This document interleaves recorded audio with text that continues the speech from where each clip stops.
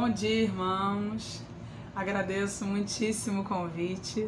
Meu nome é Priscila dos Reis de Ribeiro, tenho 41 anos, sou teóloga, musicista e agradeço muito de coração o convite dessa igreja que de forma tão generosa tem aberto as portas não só para mim, mas para diversas outras mulheres estarem compartilhando da palavra nesse mês, que tem sido uma programação especialíssima e muito interessante, abordando sempre algum tema relacionado a personagens, e não só personagens, mas essa questão do mundo feminino, para que a gente venha trazer reflexões, né, e convidar não só as mulheres, mas aos homens também da igreja, a pensar junto essas questões referentes às mulheres, ao lugar das mulheres, a personagens bíblicas e a essa necessidade da gente incluir, né, e rever coisas que a gente aprendeu, coisas que a gente muitas vezes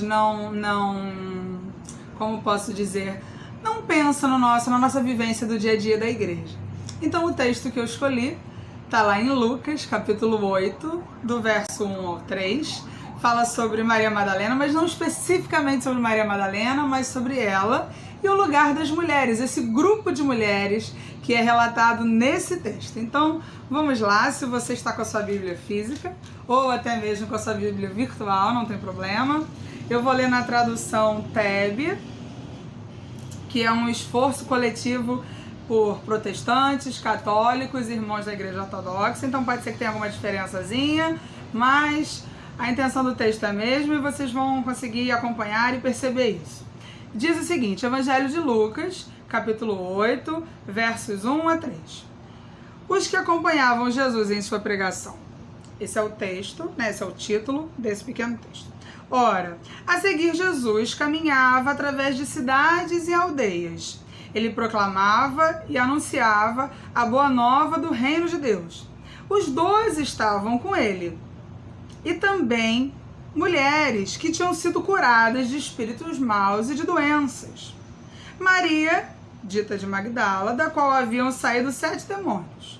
Joana, mulher de Cusa, intendente de Herodes. Susana e muitas outras que os ajudavam com os seus bens. Então, esse é o nosso texto base para reflexão.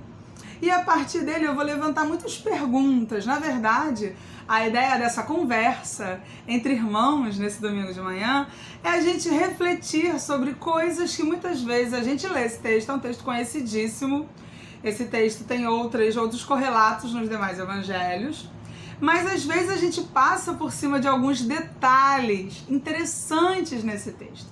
E por conta disso, a gente perde algumas informações que podem enriquecer a nossa análise acerca desse texto, dessas mulheres, mas não só dessas mulheres, dessa comunidade que Jesus construiu, desse movimento de Jesus com Jesus nesses primeiros anos da igreja que a gente aprendeu a chamar de igreja primitiva. Então, algumas perguntas a princípio, para a gente começar a pensar sobre esse texto.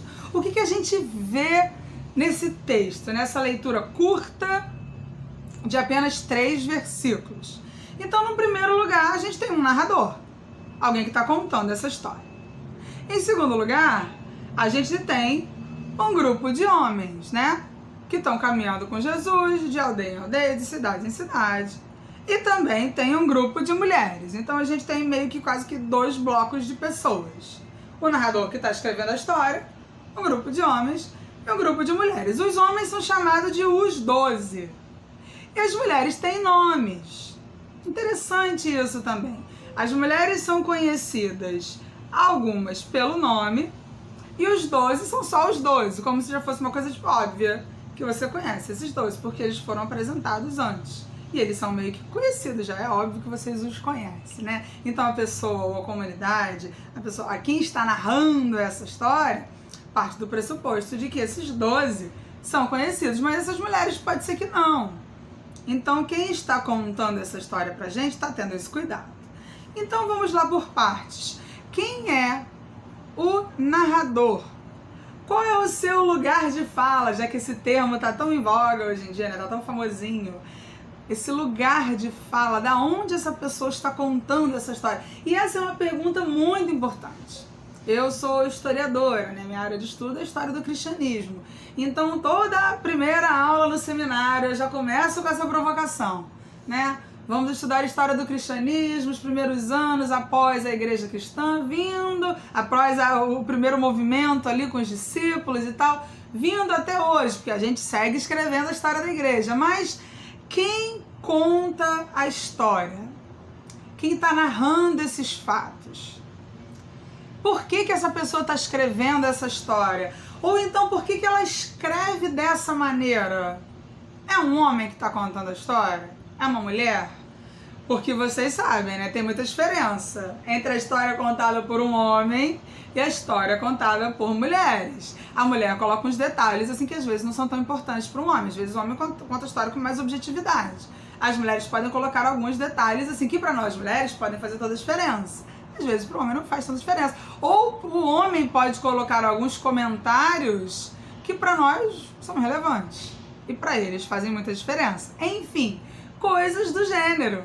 Características, né, de homem, características da mulher, que são complementares. Mas enfim, ter em mente que quem conta a história pode fazer toda a diferença na narrativa, a gente precisa considerar isso analisando esse texto. Então, quem está contando essa história? O nome do evangelho está lá, Lucas, né? Então, a gente pesquisando isso, a gente entende que é essa narrativa desta comunidade que se reuniu sobre a liderança, né? Ou então conviveu de alguma forma com Lucas e a partir disso escreve, narra, registra esses acontecimentos, de alguma forma está escrevendo a partir das referências culturais do judaísmo.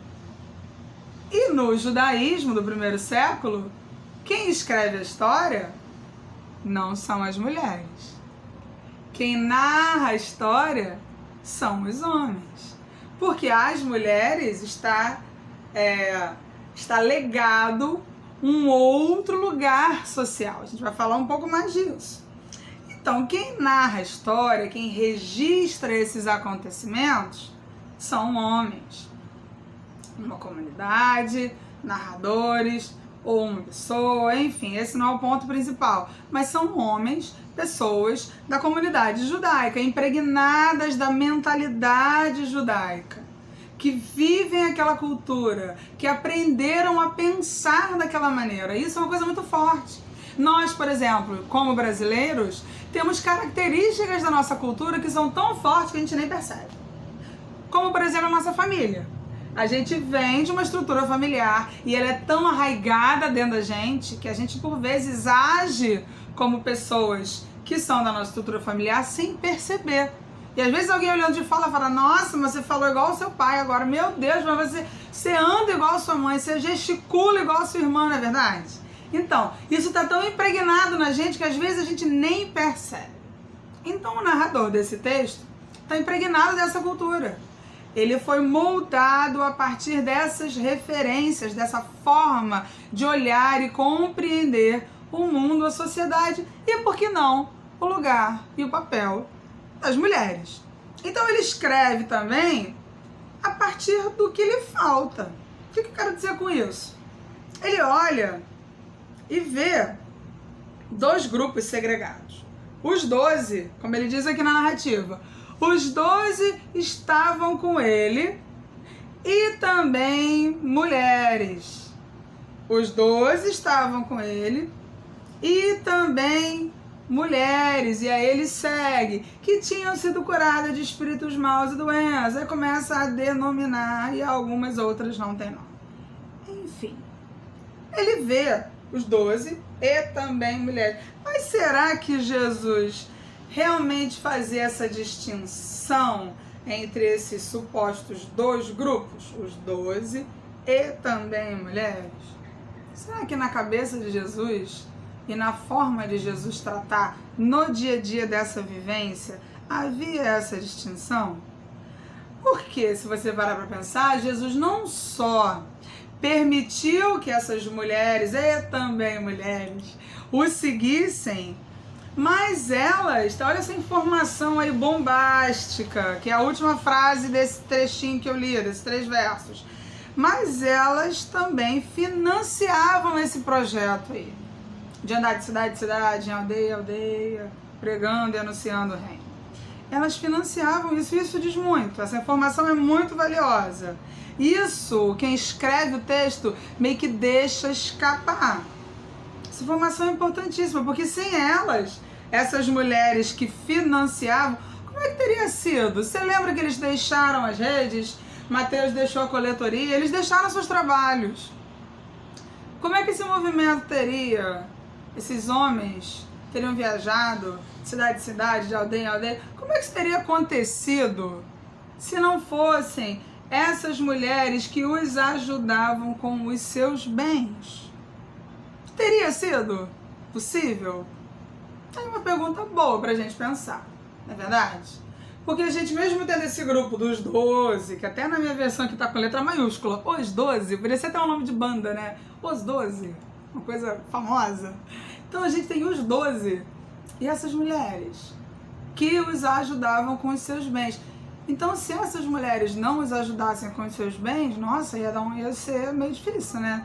Na verdade, já teve muita dificuldade, mas seria mais difícil se elas não estivessem presentes aí com seus bens. Então, Lucas não tem como deixar de mencionar esse fato. E ele ainda ressalta que elas estiveram presentes por todo o tempo. Gente, todo o tempo, foram 3 anos de ministério, lembra disso? 3 anos.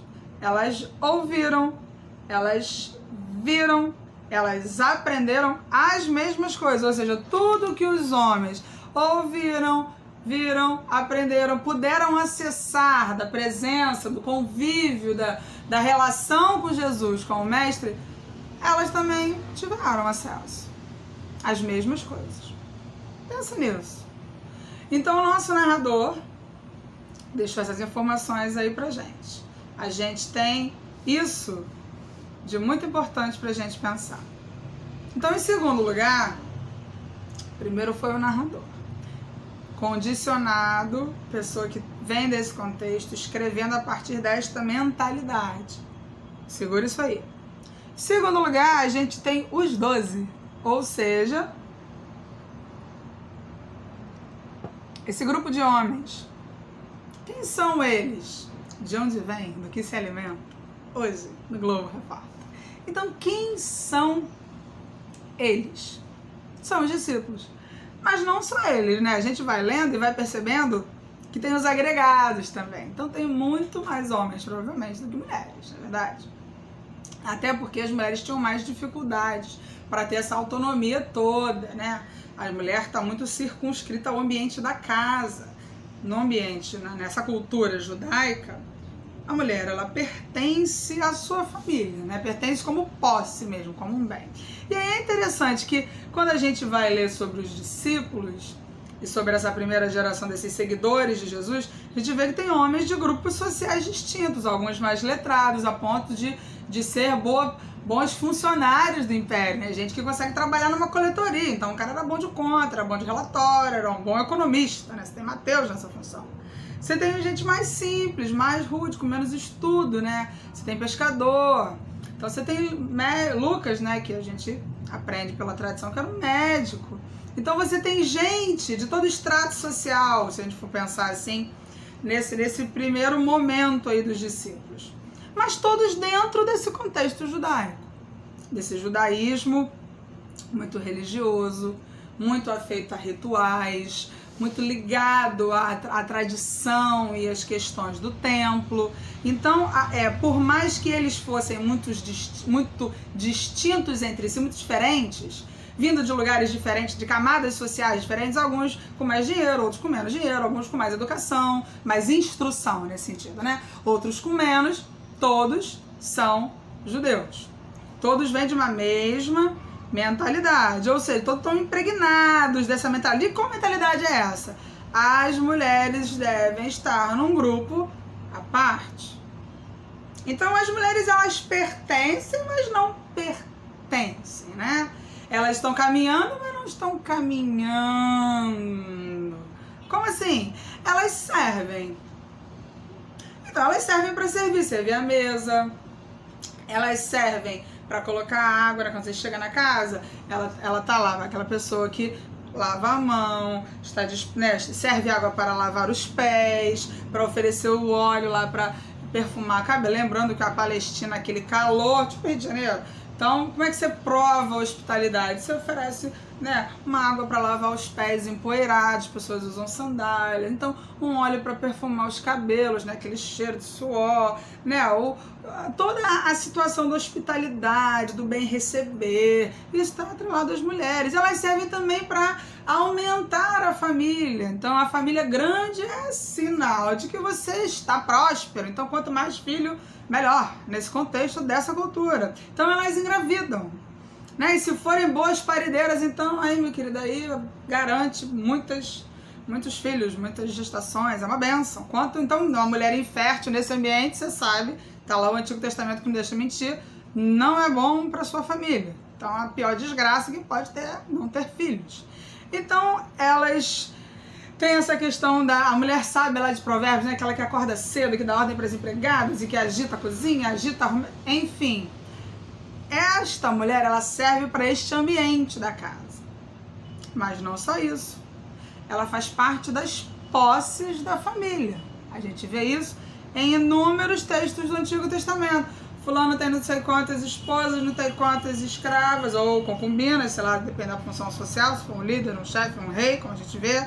E não sei quantos jumentos, não sei quantos cavalos, não é verdade? Ela está contabilizada como posse da família. Isso é a forma oriental e antiga, né, nesse contexto histórico, de se pensar.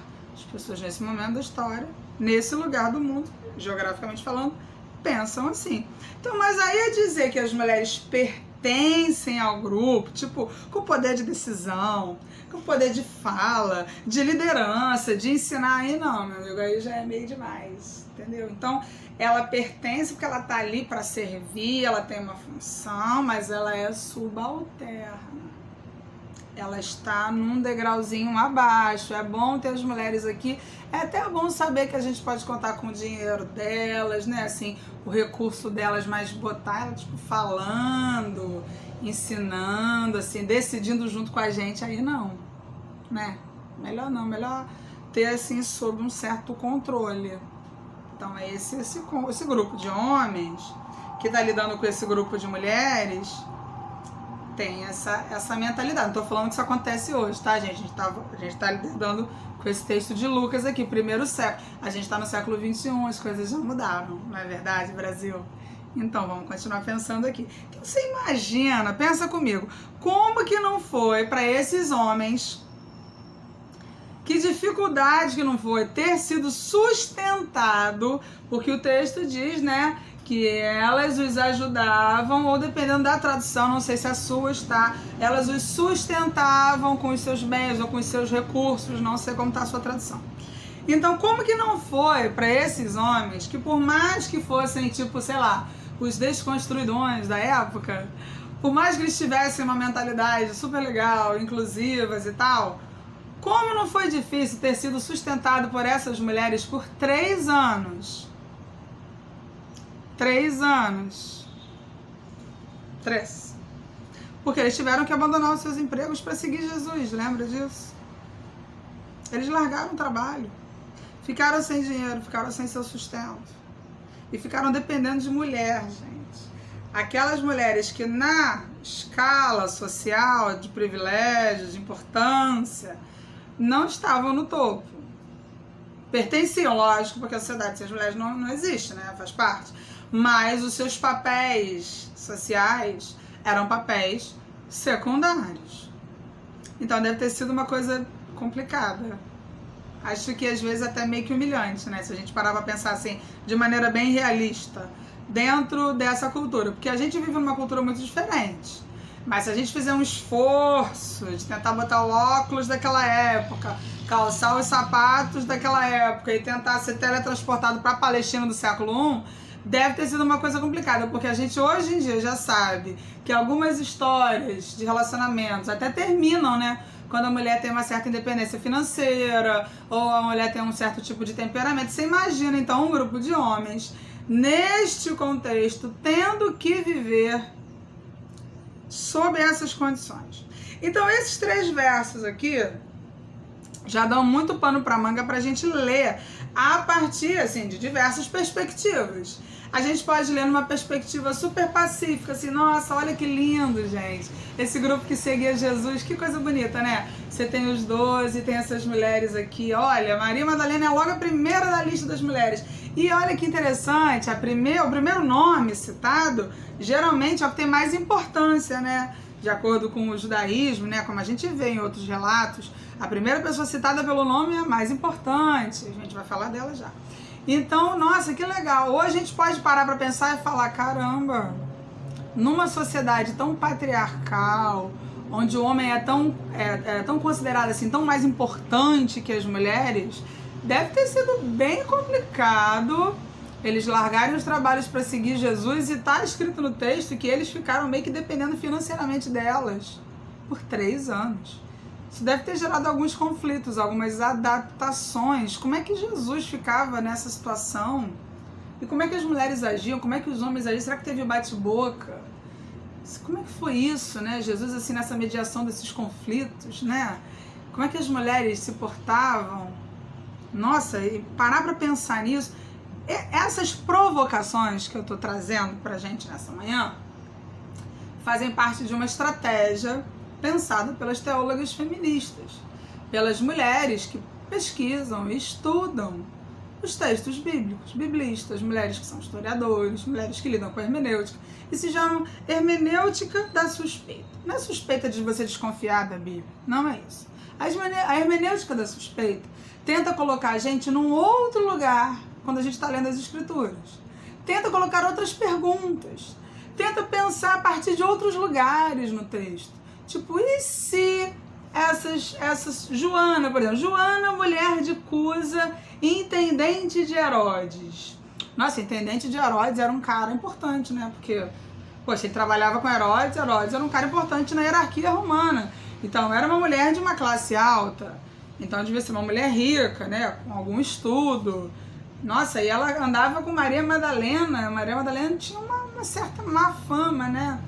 Aqui, porque ela tem essa questão ligada aqui, 7 demônios, vamos entender esses 7 demônios, mas ela tá caminhando com Jesus, sendo que o marido dela era intendente de Herodes. Poxa, mas aí Herodes era um cara ligado ao governo, e Jesus teve problemas com esse governo romano. Então, entende esse mecanismo, esse processo de fazer essas perguntas, de levantar esses outros olhares no texto?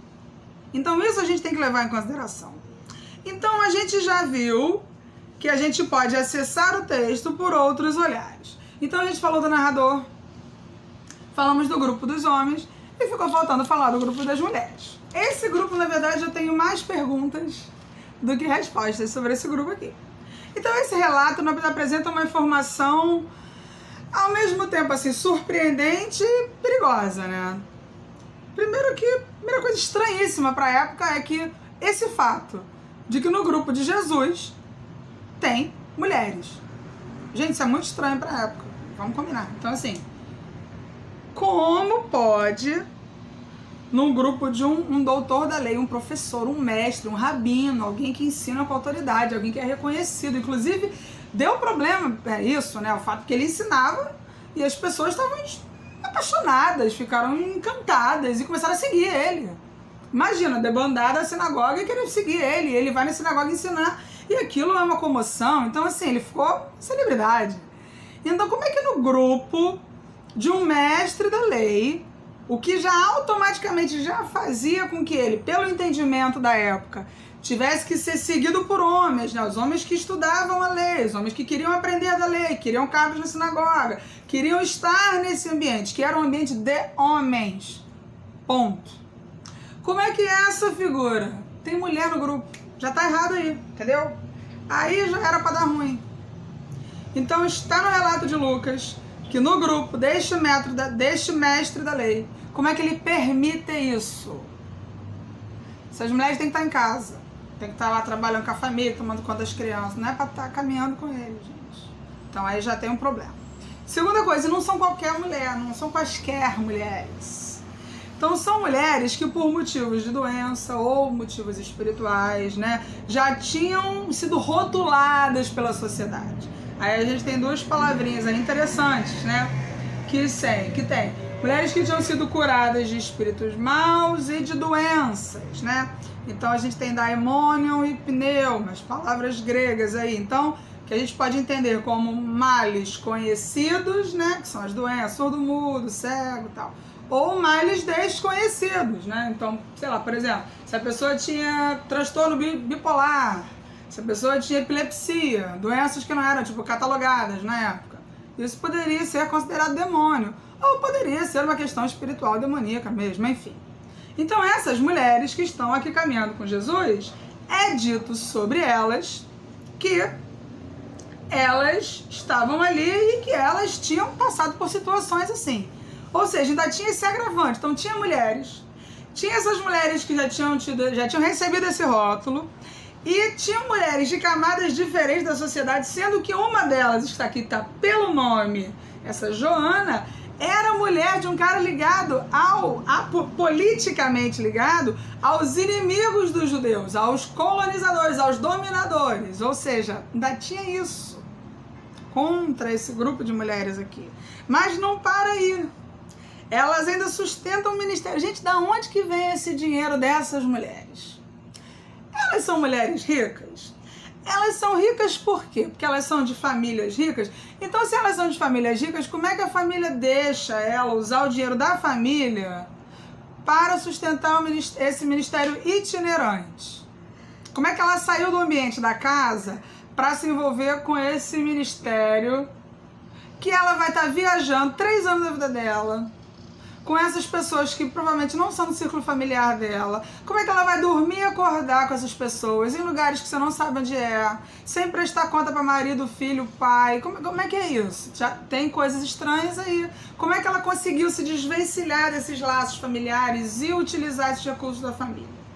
Se for o caso dela ser rica ou ter recursos por questões familiares. Se esse dinheiro é dela, se ela é independente a esse nível, porque ela trabalha com comércio, porque ela é mercadora, porque ela é, enfim, artesã. Eu não vou nem levantar a possibilidade dela trabalhar com o próprio corpo, porque pode escandalizar algumas pessoas, mas enfim. Então, se o dinheiro é dela, se ela tem autonomia sobre o seu próprio dinheiro, olha aí uma outra questão. Essa mulher é livre demais para os padrões da época. Então, de qualquer maneira, uma mulher que pode gerir os seus recursos nesse grupo já também é uma coisa estranha. Não é verdade? Que é uma mulher com muita independência. Se hoje já é uma coisa esquisita, que causa incômodo, especialmente no meio de homens, e também para outras mulheres que não conseguem ter esse nível de autonomia sobre si, sobre o fruto do seu trabalho, sobre o fruto do seu tempo, enfim, são muitos debates. Você imagina no século I, num ambiente absolutamente androcêntrico. Então pensa comigo, como é que Jesus permitiu que essas mulheres caminhassem com ele? Porque provavelmente elas tinham uma péssima fama, né? E provavelmente as pessoas deviam falar sobre isso. Como é que esse mestre da lei anda com esse grupo de homens, essa gente misturada, que tem todo tipo de gente, e ainda anda com mulheres? E essas mulheres? E ele não é bancado por ela. De onde vem esse dinheiro? Elas saíram, elas largaram a família? Como é que é isso? Então você imagina o burburinho. E essa situação toda, e eu te pergunto, Jesus despediu essas mulheres, Jesus mandou elas embora, Jesus as tratou mal, Jesus fez algo nesse sentido? Você consegue identificar isso nos evangelhos? E mais do que isso, em algum momento, você vê essas mulheres abandonando Jesus? Então qual é a conclusão dessas perguntas todas que eu levantei para vocês essa manhã? Pra gente pensar junto. Maria Madalena, essa personagem fantástica, ela liderava esse grupo de mulheres. Porque, veja você, quando o nome dela aparece, é sempre o primeiro dessa lista. Isso implica que ela era uma liderança nesse grupo. Isso é muito significativo pra gente. Ainda mais que ela tem esse rótulo que é dito aqui da gente, da qual haviam saído 7 demônios. Eu não vou entrar nessa questão específica, porque isso já é um outro pano para uma outra manga imensa. Mas, sabendo que ela foi a mulher mais citada do Novo Testamento, inclusive mais citada que a própria mãe de Jesus, que a própria Maria, mãe de Jesus, pensa comigo, por que ela sumiu em Atos? O que aconteceu com essa mulher? Já que Lucas menciona tantas vezes ela no Evangelho. E aquela lista lá de Paulo, em 1 Coríntios 15, de 3 a 8, que ele fala que Jesus apareceu ressuscitado a Pedro e aos discípulos, mas não fala dela. E nos 4 evangelhos, ela é a primeira a testemunhar da ressurreição. Por que ela não é mencionada? Isso é muito interessante. O que eu quero ressaltar com isso, irmãos e irmãs? Nesse registro aqui de Lucas, a narrativa é toda construída a partir de uma perspectiva, a do judaísmo do primeiro século. E a gente está aqui no Rio de Janeiro, século XXI, né, pandemia, enfim, outro contexto. E aí, quantas coisas, dessa forma aqui, da narrativa inicial que eu peguei para basear essa conversa, quantas coisas mudaram de lá para cá? Não só de Maria Madalena, mas dessas irmãs todas que foram descritas aqui, narradas aqui, com nome ou sem nome. O que mudou? Do lugar, do papel das mulheres na igreja e na sociedade. Do primeiro século para o 21º século.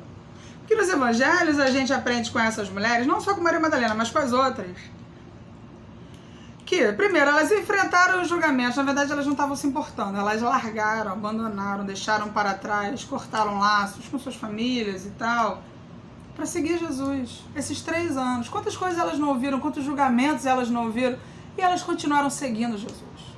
Não só isso.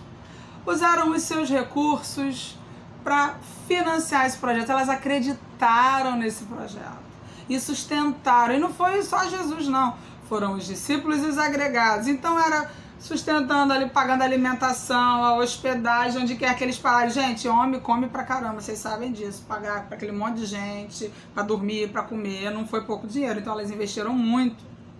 Acreditaram realmente nisso. E até mesmo quando as pessoas, os homens, as questionavam. Lembra lá do capítulo 7, da mulher que foi lá com o vaso de alabastro, jogou nos pés de Jesus, quebrou o vaso, tinha um óleo caríssimo, ela enxugava com os cabelos. E aí o que eles falam? Nossa, você tinha que ter vendido isso e pegar esse dinheiro e dar para os pobres. Ou seja, o vaso era dela, o óleo era dela, fruto do trabalho, do dinheiro dela, e a criatura está dizendo, nossa, você está gastando errado o seu recurso. O recurso era dela, detalhe. Mesmo assim, essas mulheres seguiram investindo no projeto do reino, investindo em Jesus. E não para aí. Jesus não rechaçou essas mulheres, pelo contrário, permitiu que elas sentassem, aprendessem. Você lembra lá de Maria? Quando ele vai visitar na casa de Lázaro, Marta e Maria? Está lá, sentada aos pés de Jesus, aprendendo, ouvindo. Tanto que ela deixa de lado as regras lá de recepção. Marta vem, dá nada da vida, mas Senhor, ela não está me ajudando em nada. E ela está aprendendo. Gente, isso aí só quem podia fazer era homem, era o modelo do rabinato, das escolas dos rabinos. E Jesus deixa ela sentar, aprender, como os homens fariam. E ela não é uma mulher, Jesus não tira ela dali. E não só isso, lembra da mulher do fluxo de sangue? O que Jesus faz com ela? Chama ela conta a história dela. Jesus permite que ela fale, ela mesma use a sua voz para contar a sua história. Jesus amplifica a voz daquela mulher. Permite que ela conte a história dela, não é outra pessoa contando a história dela. Ela está tendo direito de contar a história dela para aquelas pessoas. Olha quantas coisas fantásticas a gente está aprendendo aqui. Quantas coisas maravilhosas. Jesus não rechaçou essas mulheres. As pessoas deviam falar horrores, mas Jesus trouxe, deu voz, amplificou a voz, deixou aprender, deixou... Gente, isso é maravilhoso. E a última coisa, mais sublime de todas, para encerrar essa reflexão, que está lá no último capítulo de Lucas. O que está lá no capítulo 24? Maria Madalena, testemunhando da ressurreição. e levando a notícia. O que acontece com ela? O que os homens dizem pra ela? Você tá louca. Tá louca? Claro que não. Eles já sabiam, porque o anjo mesmo fala, vocês já ouviram ele falar sobre isso. Todo mundo estava avisado, sabia que isso ia acontecer. Por que taxaram ela de louca?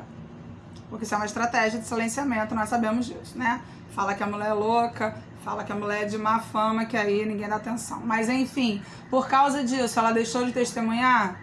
Por causa disso, ela deixou de segui-lo? Não deixou. Não abandonou ele em momento algum, estava lá ao pé da cruz, estava lá testemunhando, foi lá ver onde colocaram o corpo, estava lá no dia seguinte, cadê onde botaram o meu Senhor? Enfim, a gente aprende com Maria Madalena e essas outras mulheres a não desistir. Nem quando botam um rótulo negativo, nem quando julgam, né? Porque a gente sabe que Jesus nos trata diferente. Então, meus irmãos e minhas irmãs, esses 3 versículos bombásticos de Lucas mostram pra gente que a gente precisa repensar. Porque às vezes, pode ser, não sei se é pela reflexão de vocês, a igreja de hoje pode ser que não esteja tão diferente assim dessa estrutura que a gente viu aqui do primeiro século. Cabe a nós rever e cabe a nós saber que Jesus nos tratava absolutamente de forma paridade, igualdade, porque somos todos co-herdeiros da mesma graça. É isso, meus queridos. Um beijo imenso. Vamos levar essa palavra pra gente pensar.